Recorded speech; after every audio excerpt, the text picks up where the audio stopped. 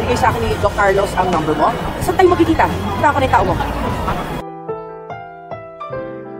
Ang susunod na programa ay rated PG.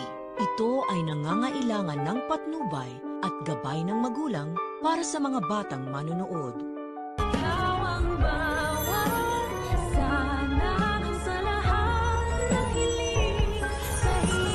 Kaya pwede tayo dyan.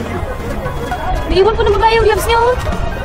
Makalipas nga ang napakahabang panahon ay hindi inaasahan ni Giselle na makikita niya muli si Eric at nagtumaang bumuhay at nagpalaki dito kay Justin na anak ni Giselle. Kaya naman biglang nagbago ang ihip ng hangin nang malaman ni Giselle na anak niya pala itong si Justin.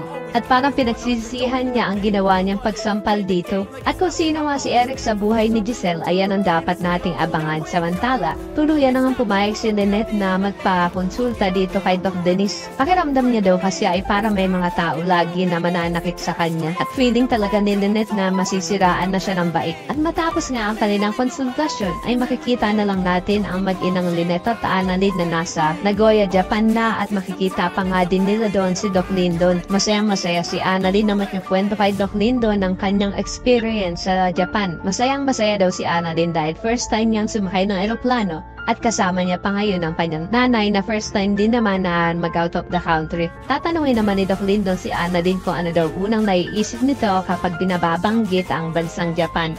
Sagot naman ni Annalyn na ito ang Mount Fuji. Kaya naman nagajayain ni Doc Lyndon ang mag-ina na pumunta ng Mount Fuji at doon ngayon magpapakain pa sila ng mga bide. Pero ang hindi nila inaasahan ay nandun din pala itong demonyitang si Moira. At makikita pa nga ni Annalyn ang gloves na naiwan ni Moira na hindi naman nila alam na nandun ang bruha. At dahil nga dito yahabulin ni Annalyn ang hindi niya pakilalang si Moira upang iabot sana ang kanyang gloves. Pero maabutan niya nga kaya ito. Parang nararamdaman ko na kaya pumunta ng Japan din itong si Moira ay para maging espiya nila Lynette. Nang nagutos nga ay walang iba kundi itong si Doc Carlos dahil mukhang makikipagkita si Moira sa isa sa mga tauhan ni Carlos. At kung ano na naman panggugulo ang gagawin ng impactang to kila Lynette, ayan ang ating aabangan. Samantala, tatanungin naman ni Eric si Justin kung ano nang balak nito. Ayong kilalan daw siya ng kanyang inang si Giselle.